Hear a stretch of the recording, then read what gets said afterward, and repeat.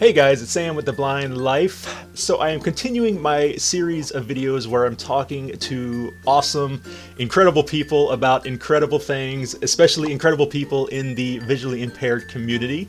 And today I have on the show, this is Libby Thaw, and she is representing this awesome movement to bring awareness to low vision through a new symbol. And she is going to tell us all about that. Libby, thank you very much for joining us today. It's my pleasure to be here. Thanks for having me, Sam. Yeah. So I started the Checkered Eye Project in the fall of 2000 because I realized there were so many situations when using a white cane was not the best option if you just wanted a symbol to let people know you can't see very well. For example, if you have low vision and you use a walker or a wheelchair, your hands are already full. There are also situations where you might be shopping or traveling with luggage or attending small children where you're very likely going to need the use of both of your hands. So carrying a white cane is not all that user-friendly in that situation, especially if you just need it for a symbol. There are also situations where, say, you're interacting with somebody and they're on the other side of a counter, so they can't even see that you're holding a white cane.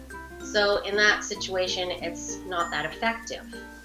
The other thing that really hinders the effectiveness of a white cane just as a symbol is the fact that so many people are unaware that there's a huge spectrum of blindness. There's a range between the threshold of legally blind all the way to absolutely no eyesight, and that people anywhere on that spectrum may choose to use a white cane. So it was clear to me there was a lot of education that needed to be done, both about the spectrum and the different types and uses of a white cane. And so I thought it would be good to add some information about a wearable symbol that could address some of those needs. And so I designed one. It's called the Checkered Eye. It's a white circle. It has a simple black line drawing of an eye. And the center of the eye, the part that's normally colored, is a grid. It's black and white checkers. So that's intended to convey the idea that it's a partially blocked grid. So something's getting through, but not everything. It also has the words low vision on it. And the goal is that ultimately we can remove the words and just the symbol will do the communicating. And that way we don't have to translate it into all kinds of different languages. It comes in a few different sizes. I'm wearing the largest one we have right now. It's a 2.5 or 2.25 inch circle. And we don't have any really large ones, and that is mostly because it is never intended as a safety beacon. So if somebody needs drivers in moving cars to know that they can't see very well, your best option in that situation is definitely a white cane. So you can get checkered eyes at a few locations. Some people give them out free. They'll give you a sample and then let you know where you can purchase if you think that's a good option for you. But since there are relatively few, most people get their checkered eyes through mail order. And whenever I send mail orders, actually I've sent them now so far to 5 different countries. So there are people in 5 countries who use the checkered eye: New Zealand, Switzerland, England, the US, and Canada. That's where I am. That's where the Checkered Eye Project started.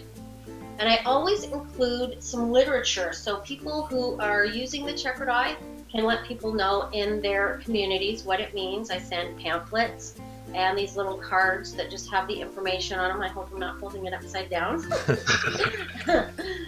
But that way, people who are using the checkered eye can let people know in their own community, and that way it's more effective for them.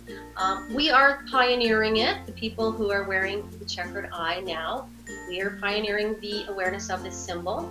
And the Checkered Eye Project, we do distribution, but most of our effort is in getting public awareness. So we like to encourage people to go to checkeredeye.com. They can contact me through there. There's a phone number there, email address. And we encourage people to refer people to go to the website. You can share anything from the website. And I'd like to mention two things in particular from the website.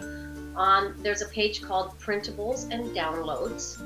And there you can find a letter to Chambers of Commerce and a letter to eye doctors. So if Chambers of Commerce share the information with their members, it's a win-win, because if businesses understand what the checkered eye means, they can give better customer care to their customers with low vision. And of course, it's great for the customers with low vision because they can get better customer care. And we'd like people to share the letter to eye doctors, because eye doctors can let people with low vision know that this is an option if they'd like to try that. And of course, I will have all the links to everything down below, guys, so you can check it out. I think it's awesome, and I think, and Libby, you can probably agree that the hardest thing is getting the word out there. But the more people that know about it, the more people that are wearing it and promoting it, the more it's going to get out there. Even before I spoke with Libby and was in contact with her, somebody mentioned the checkered eye on one of my videos as on one of the comments. Yeah, yeah, it was pretty awesome. But now, this isn't the only symbol out there for low vision, right? And when we had talked before, you had mentioned that there were some others, and so that can kind of complicate, the adoption of one symbol for low vision. Would you mind telling us about some of those other ones? Yes, it's my understanding that there's one that predates the checkered eye that was originated. Now, I'm not sure if this is actually true or if it's just the perception that perhaps Nazis came up with this symbol. It's actually used still, I believe, in Germany. It's an armband, and it's a yellow armband with 3 black dots. So that one's really not well looked upon so far. This is my understanding. Right. There also was another symbol, which I think is a really great symbol. It's called the shaded eye. Now, it's also, I believe it came about in the 80s, but was never promoted as a wearable symbol until just about 4 years ago. A group in the UK is promoting that, and it's actually getting some public awareness over there. And then again, it was reinvented in Spain. The organization there is called Tengo Baja Visión, which means I have low vision. Okay. And we have a completely different symbol. So what this shows me is that it's a worldwide concern. It's it's obviously important enough to people that they're making efforts to come up with a wearable symbol that communicates the fact that a person has impaired vision. So I'm not sure. I would love to have a meeting with everybody and say, hey, should we converge on one symbol? Should we all promote all of them? Yeah. Well, I think, as you said, and I want to reiterate the point that you made, that this isn't to replace a cane. Especially in safety situations, if you need a cane, absolutely use that. This is just to add to that. I've mentioned before that I use a cane when I'm out and about. Much the reason you said, letting drivers and people around me know. But when I'm in those situations, I'm inside a building and like inside of an airport, for example, and I go up to get some food at a counter. I don't need the cane. It's no longer necessary for navigation, but I still want that visual indicator of my vision impairment. So wearing the pin, that would be great in a situation like that. Yes, there are lots of situations. I'm in pretty much the same boat as you. I use it for traffic safety, and once I'm in the mall or the office building, and maybe I have things that I need my hands for, I'd rather be able to just wear something that would communicate if I need to ask for directions, and that way the person understands what kind of directions. They're not going to say, "Oh, you see that little flower down there?" Right, right. They'll understand what kind of help you need, and that you actually do need the help. Yeah, and the difference in those reactions, or those the responses you get, is incredible. When, as you said, if I ask somebody, they point, and it's right over there. But if I'm carrying the cane, they say, "Oh, it's can I take you? You know, can I help you over there? It's over there." You know, so yeah, I think wearing the pin would give you those same very positive reactions. Yes, and I also like the whole thing of safety. Traffic safety is obvious where a bigger, already recognized symbol like the white cane is best.